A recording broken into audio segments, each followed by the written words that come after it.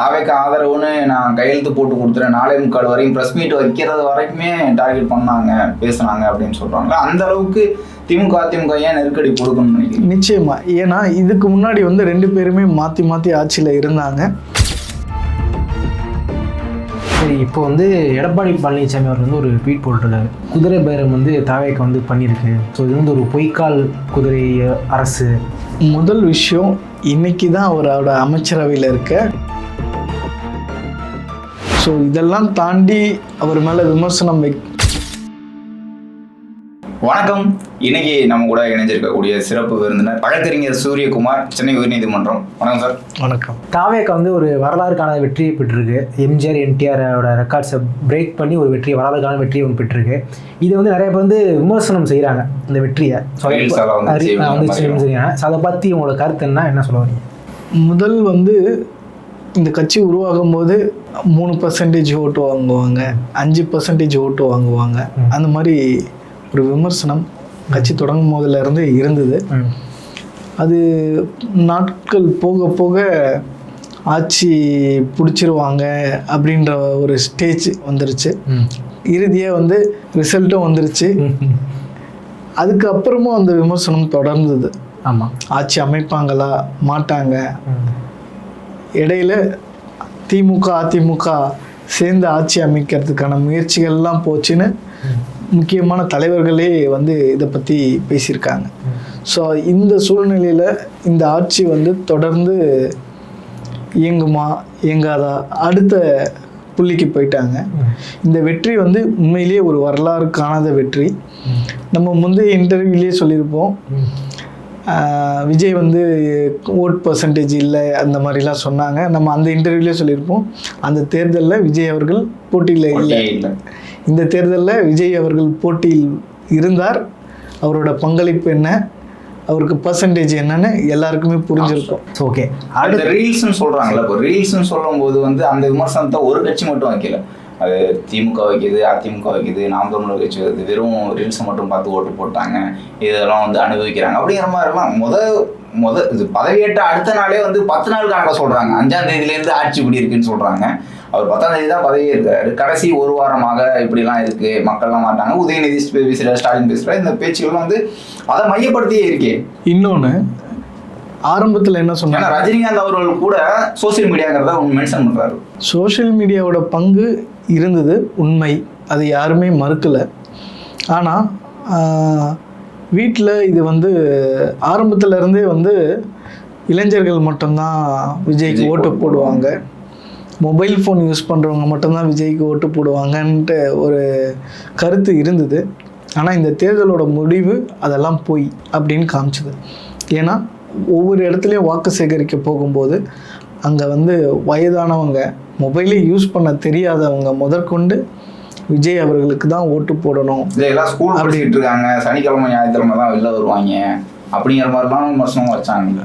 ஓட்டு கூட இல்லை அப்படிங்கிற மாதிரி தான் சின்ன பசங்க அப்படின்னாங்க. இந்த சின்ன பசங்களுக்கு விஜய் அவர்களே வந்து அவர் பதவியேற்ற அந்த உரையிலேயே சொல்லியிருந்தார், இந்த சின்ன சின்ன பசங்களுக்கு தேங்க்ஸ்ன்னு சொல்லியிருந்தார். ஏன்னா சின்ன பசங்க தான் வந்துட்டு நாளைக்கு வந்து ஒரு மாற்றத்தையும் ஒரு வீட்டுக்குள்ள ஒரு மாற்றத்தை உருவாக்கணும்னா அந்த சின்ன பசங்களால தான் முடியும். அது பண்ணவே கூடாது அப்படிங்கிற சில பத்திரிகையாளர்கள் விமர்சனம் பண்றாங்கல்ல. விஜய் அவர்கள் வந்து சின்ன குழந்தைய வந்து இன்ஃப்ளூயன்ஸ் பண்ணி அவர் ஓட்டு வாங்கிட்டாரு, எப்படி கரெக்டாக இருக்கும் ஜனநாயகம் அப்படின்னு. ஆரம்பத்தில் ஓட்டே வாங்க மாட்டாருன்னு சொன்னாங்க, இன்னைக்கு ஓட்டு இப்படி வாங்கிட்டாருன்னு சொல்கிறாங்க. அது விமர்சனங்கள் தொடர்ந்து இருக்க தான் செய்யும். ஸோ ஒவ்வொரு விமர்சனத்துக்கும் நம்ம வந்து பதில் கொடுத்துக்கிட்டே இருக்கணும், விஜய் அவர்கள் பதில் கொடுக்கணும் அப்படின்னு நினச்சோன்னா அது வந்து கடைசி வரைக்கும் விமர்சனத்துக்கு மட்டும்தான் பதில் கொடுக்குற மாதிரி இருக்கும். ஒரு ஆட்சியில் வந்து ஃபோக்கஸ் பண்ண முடியாத நிலைமைக்கு அந்த சூழ்நிலையை உருவாக்கணும்னு நினைக்கிறாங்க. பட் அவர் ஒரு துளி அளவு கூட அதுக்கு இடமே கொடுக்கல. ரஜினிகாந்த் அவர்கள் பேச வேண்டிய தேவை இருக்குன்னு நினைக்கிறீங்களா? ரஜினிகாந்த் அவர்கள் வந்து தானாக வந்து ப்ரெஸ் மீட் வச்சு எந்த கட்சியும் நினைக்காது, நான் முடிவு பண்ணல, நான் விஜய் மீது பொறாமல் இல்லை அப்படிங்கிற மாதிரிலாம் சொல்கிறாரு. ஏன்னா இந்த விமர்சனங்கள்லாம் வரும்போது திமுக அதிமுக ஒன்றா சேர்ந்து ஆட்சி அமைக்க போகிறாங்க அப்படின்னு சொல்லும்போது அதுக்கு இவர் துணை போனார் அப்படிங்கிற விமர்சனம் தான் பத்திரிகையாளர்களே நிறைய பேர் எழுதுனாங்க. ரஜினிகாந்த் அவர்களுடைய ஸ்டாண்டு என்ன காரணம் நினைக்கிறீங்க? இப்போ வந்து பதில் சொல்ல வேண்டிய காரணம் அவர் வந்து இதில் வந்துட்டு பதில் சொல்லுவதற்கான காரணம் மேபி அவரை வந்து ஆளுங்கட்சி, அதாவது திமுகவில் இருக்கவங்களே அவரை வந்து இன்வால்வ் பண்ணி பேசியிருக்கலாம் ஒரு விஷயம், இல்லை அவரை வந்து தப்பாக அவர் தான் பேசினார் அப்படின்ற மாதிரி ஒரு அதில் உண்மையும் இருக்கலாம் பொய்யும் இருக்கலாம், எதுவுமே தெரியாமல் நம்ம அதில் கருத்து சொல்ல முடியாது. அதுக்கு வந்து இன்றைக்கி அவர் டீட்டெயிலாக பேசி ஒரு முற்றுப்புள்ளி வச்சுட்டாரு. ஸோ அதில் வந்துட்டு அவருக்கு வந்துட்டு எனக்கு வந்து எந்த ஒரு வருத்தமும் இல்லை, அதெல்லாம் அவரே சொல்லி அது ஒரு முற்றுப்புள்ளி வச்சுட்டாரு. அதுக்குள்ளே நம்ம டீட்டெயிலாக போய் அது மறுபடியும் ஒரு ஆரம்பமாக இருக்க வேண்டாம்னு நான் விரும்புகிறேன். இப்போ திருமாவர்கள் வந்து நேற்றைய ஒரு பேட்டியில் கூட சொல்கிறாரு, திமுக பேசுனாங்க, அவங்க தொடக்கத்தில் வந்து எடப்பாடியை முதலமைச்சர்னு சொன்னாங்க, அதன் பிறகு என்னையே முதலமைச்சர்னு சொன்னாங்க அப்படிங்கிற மாதிரிலாம் பகிரங்கமாக சொல்கிறார். ஒரு பேட்டியில் வேற மாதிரி சொல்லியிருந்தார், இந்த பேட்டியில் வேற மாதிரி சொல்லியிருக்காரு. இந்த காரணம் என்ன? இப்போது திருமாவர்களை வந்து முதலமைச்சர் அப்படின்ட்டு இவங்க டார்கெட் பண்ணி கொண்டு போயிருக்காங்களா? அதுக்கான முயற்சி வந்து நடந்திருக்கு அப்படின்றத வந்து அவரே வந்து சொல்கிறாரு. ஆனால் யார் பேசினா எந்த தரப்புலேருந்து பேசுனாங்கன்றத அவர் நாகரிகம் கருதி அவர் சொல்லலை. பட் நீங்கள் அன்னைக்கு தேதியில் பார்த்தீங்கன்னா அவரை யார் யார் பேசுனாங்க, அவர் தனியாக அவர் ஸ்குவாட் இல்லாமல் அவர் எங்கே போனார், அதெல்லாம் பார்த்தீங்கன்னா யார் பேசியிருப்பாங்கன்னு உங்களால் யூகிக்க முடியும். ஒன்று. ரெண்டாவது, அதிமுக தரப்பில் திரு சி.வி. சண்முகமும் இந்த குற்றச்சாட்டை சொன்னார். இதற்கான முயற்சி போச்சா அப்படின்னு கேட்டிங்கன்னா, இந்த பேச்சுவார்த்தை நடந்துதான்னு கேட்டிங்கன்னா முயற்சி நடந்திருக்கும். இல்லை, தாவேக்கு ஆதரவுன்னு நான் கையெழுத்து போட்டு கொடுத்துறேன், 4:45 வரையும் ப்ரெஸ் மீட் வைக்கிறது வரைக்குமே டார்கெட் பண்ணாங்க, பேசுனாங்க அப்படின்னு சொல்கிறாங்க. அந்த அளவுக்கு அதிமுக ஏன் நெருக்கடி கொடுக்கணும்னு நினைக்கிறேன்? நிச்சயமா. ஏன்னா இதுக்கு முன்னாடி வந்து 2 பேருமே மாற்றி மாற்றி ஆட்சியில் இருந்தாங்க. ஒருத்தர் மேலே இருக்க புகாரை இன்னொருத்தர் வந்து விசாரிக்க மாட்டாங்க. ஆனால் இன்னைக்கு இவர் வந்ததுனால 2 பேர் மேலேயும் நிறைய புகார்கள் இருக்குது. குறிப்பாக வந்து திமுக ஆட்சியில் பல பிரச்சனைகள், பல ஊழல்கள் நடந்திருக்கு. அதுக்கான வழக்கு பதிவுகள் கூடிய சீக்கிரம் நடக்கும். அது ஒரு பக்கம். ரெண்டாவது, அதிமுகவில் திரு எடப்பாடி பழனிசாமி அவர்கள் மீதும் பல குற்றச்சாட்டுகள் இருக்குது. குறிப்பாக கொடநாடு விஷயங்கள் போன்ற பல விஷயங்கள் வந்து அவருக்கு எதிராக இருக்குது. ஸோ அதிலிருந்து தப்பிக்கணும்னா ஒன்று ஆட்சியில் நம்ம இருக்கணும், இல்லை நம்ம ஆதரவு தர கட்சி ஆட்சியில் இருக்கணும். அந்த மாதிரி 2 பேருமே நினச்சிருக்கலாம். சரி, இப்போ வந்து எடப்பாடி பழனிசாமி அவர் வந்து ஒரு ட்வீட் போட்டிருக்காரு, குதிரை பேரம் வந்து தாவேக்கு வந்து பண்ணியிருக்கு, ஸோ இது வந்து ஒரு பொய்க்கால் குதிரை அரசு அப்படின்னு சொல்லிட்டு ஒரு விமர்சனத்தை வச்சுருக்காரு. அதே மாதிரி முன்னாள் முதல்வர் மு.க. ஸ்டாலின் அவர்களும் சரி, உதயநிதி ஸ்டாலின் அவர்களும் சரி, தாவேகா வந்து வந்த 10 நாள்லேயே வந்து அவங்க வந்து எதுவுமே சரியாக பண்ண முடியல, மக்கள் வந்து இப்போவே அப்போஸ் பண்ணுறாங்க அந்த கட்சியை, அந்த கட்சி மேலே நிறைய குற்றச்சாட்டுகள் இருக்குது, குறிப்பாக வந்து சோஷியல் மீடியாவை பயன்படுத்தி வந்துட்டாங்க. ஸோ நம்ம சோஷியல் மீடியாவில் ஆதிக்கம் செலுத்தணும்னு சொல்லிட்டு திமுகவில் இருக்க முன்னாள் அமைச்சர்கள் எம்எல்ஏஸ்லாம் இப்போ சோஷியல் மீடியாஸில் ஒரு ஜென்சி கிட்ஸை அட்ராக்ட் பண்ணுற மாதிரி ட்வீட்ஸு வீடியோஸ் எல்லாம் பண்ணி பாலிடிக்ஸ் பண்ணிகிட்டு இருக்கிறாங்க. ஸோ இந்த 2 விஷயத்தை நீங்கள் எப்படி பார்க்குறீங்க? முதல் விஷயம், இன்றைக்கி தான் அவரோட அமைச்சரவையில் இருக்க அமைச்சர்கள்லாம் இன்றைக்கி தான் பொறுப்பே ஏற்றிருக்காங்க. ஒன்று. ரெண்டாவது, அவர் மேலே நாங்கள் தாவேகா வந்து ஆட்சியில் தொடர்வதற்கு எந்த இடையூறும் பண்ண மாட்டோம்னு சொன்னாங்க. இன்னொரு விஷயம், அவர் வந்து கால அவகாசமும் கேட்டிருக்கார். ஸோ இதெல்லாம் தாண்டி அவர் மேலே விமர்சனம் வைப்பதற்கான காரணம், இன்றைக்கி வந்து அவர் வந்து ஒரு ஸ்ட்ராங்கான ஒரு ஆளுங்கட்சியாக ஆயிடுவார் அப்படின்ற ஒரு பயம், அவரோட அரசியல் மீது இருக்கின்ற பயம். இன்னொன்று, இவர்களோட அரசியல் எதிர்காலத்தை நினைத்து பயம். அந்த ஒரே காரணத்துக்காக தான் அவர் மேலே வந்து அதாவது ஒரு அடிப்படை தன்மை இல்லாத ஒரு விமர்சனங்களை வைக்கிறாங்க எதிர்கட்சிகள். குறிப்பாக அந்த அதிமுக வந்து இப்போ குதிரை பேரத்தில் வந்து தாவேகா ஈடுபட்டிருக்காங்க. ஆக்சுவலி குதிரை பேரம் அப்படின்னு நமக்கு சொன்னாலே நமக்கு வந்து கூவத்தூர் தான் ஞாபகம் வரும். ஏன்னா குதிரை பேரம் அங்கே தான் நடந்தது. இங்கே வந்துட்டு அதை சொல்லும் போதே அவர் மறுத்து பேசுகிறாரு. உதயநிதி ஸ்டாலின் வந்து கூவத்தூர் சொல்லும் போதே இல்லை அப்படின்ட்டு எடப்பாடி பழனிசாமி சட்டப்பேரவையிலே வந்து மறுத்து பேசுகிறாரு. இங்கே வந்து யாருமே வந்து அதிமுகவில் இருந்து யாரையுமே பிடிச்சிட்டு வரல. ஒன்று. ரெண்டாவது, யாருக்குமே வந்து பதவி தரேன் இல்லை பணம் தரேன் எந்த ஆஃபருமே பண்ணலை. அவங்களே வந்து ஆதரவு தந்திருக்காங்க. இதுக்கு குறிப்பாக என்ன காரணம்னா, அந்த கட்சியோட தலைமை மீது இருக்க நம்பிக்கையின்மை தான் காரணம். தொடர்ந்து இந்த பழனிசாமி அவர்கள் இந்த கட்சியின் தலைமை பொறுப்பில் வந்ததுலேருந்து தொடர்ந்து அந்த கட்சி தோல்வியை மட்டுமே சந்திச்சிட்டு இருக்க ஒரு கட்சியாக இருக்குது. திரு உதயநிதி ஸ்டாலின் அவர்கள் வந்து எதிர்க்கட்சி தலைவர் அவர்கள் வந்து ஒரு விமர்சனம் வச்சார். என்னன்னா, தாவேகா வந்து வெறும் 65% மக்கள் வந்து தாவேகா எதிர்ப்பு மனநிலையில் இருக்காங்க அப்படின்ற மாதிரி சொன்னார். அதே டைலாக்கு தான் திரு பழனிசாமி அவர்களும் தாவேகா மீது 65% மக்கள் வந்து எதிர்ப்பு மனநிலையில இருக்காங்க அப்படின்னு சொல்றாரு.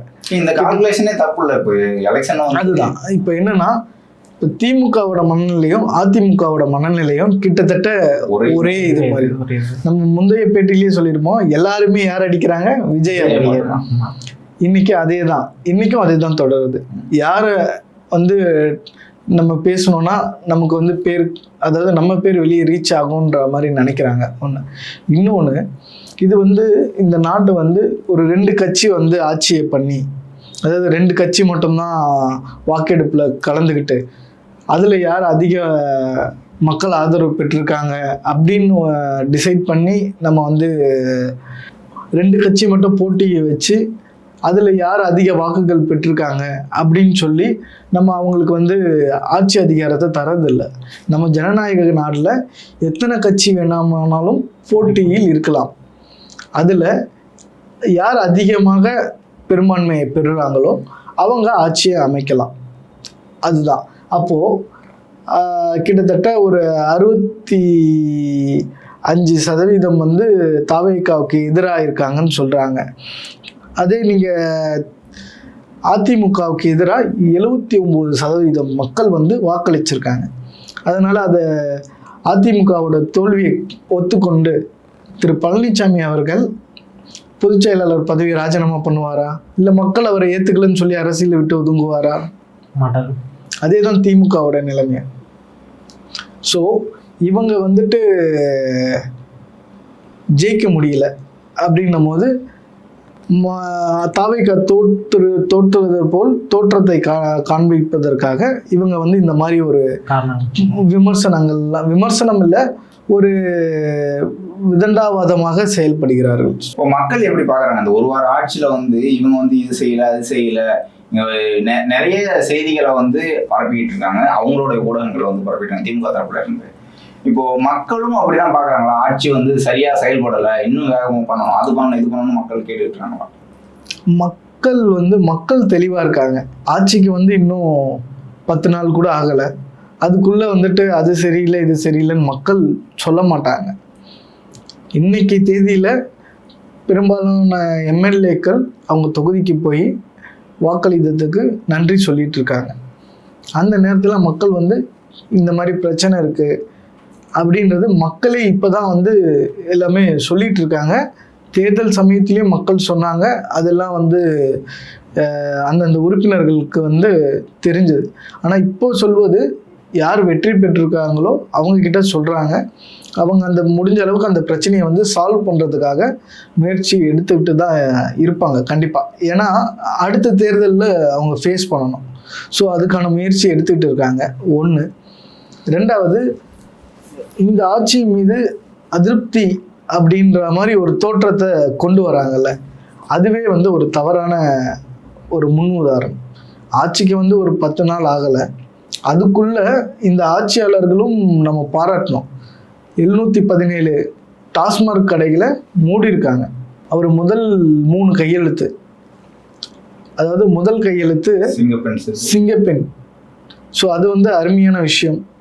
2வது, போதைப் பொருட்கள் தடுக்கிற ஒரு நடவடிக்கை, அதையும் ஒரு பாராட்டக்கூடிய விஷயம். 3வது, 200 யூனிட் கரண்ட் மின்சாரம் வந்து இலவசமாக வழங்கும் திட்டம்.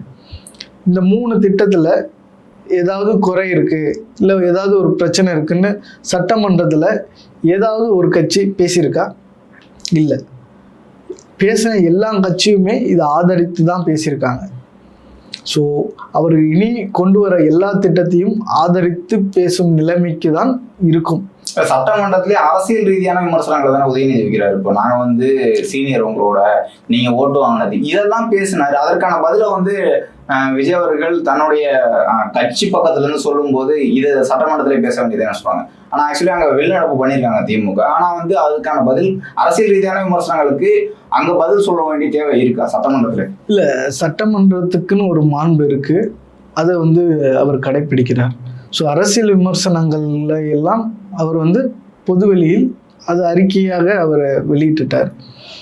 மக்கள் மன்றம் என்பது மக்களோட பிரச்சனையை பற்றி பேசுவதற்கு தான், அது வந்து அரசியல் மன்றம் இல்லை. ஸோ அங்கே மக்களுக்கு என்ன தேவையோ அதுக்கான விஷயங்களை அவர் முன்னெடுக்கணும்னு நினைக்கிறாரு. ஸோ அதுக்கான வாய்ப்பை தான் வந்து எதிர்க்கட்சிகள் தரணும். இப்போ விஜய் அவர்கள் வந்து இந்த மாண்புன்னு சொல்லும் போது விஜய் அவர்கள் ஸ்டாலின் அவர்கள் போய் சந்திச்சாரு, வைகோ அவர்கள், சீமான், அன்புமணி எல்லாத்தையும் பார்க்கும்போது, அதே போல அதிமுகவில் ஒரு தரப்பு வந்து தனியா வெளியில இருக்கும்போது அவங்கள போய் பாக்குறாங்க, எடப்பாடி பழனிசாமி பார்த்துருக்கணும் தானே அப்படிங்கிற ஒரு கேள்வியில வைக்கிறாங்க. அதுல வந்து என்ன விஷயம்னா, நமக்கு வந்து என்ன எதனால சந்திக்கல, நேரம் கேட்டு கொடுக்கலையா, இல்லை இது அதுக்கான நேரம் அமையலையா என்பதை தெரியாமலே நம்ம வந்து பேச முடியாது ஒரு விஷயம். ரெண்டாவது, அதே தரப்புல ஆதரவு தந்தாங்க திரு சிவிஎஸ் அவர்களும் திரு எஸ்பி வேலுமணி அவர்கள் சார்ந்த நிர்வாகிகள் எல்லாம் ஆதரவு தந்தார்கள். அதன் அடிப்படையில் அவர்களை சந்திச்சிருக்கார். இவ்வளவு நேரம் உங்களுடைய நேரத்தை ஒதுக்கி உங்களுடைய கருத்துக்களை தெரிவித்ததுக்கு மிக்க நன்றி.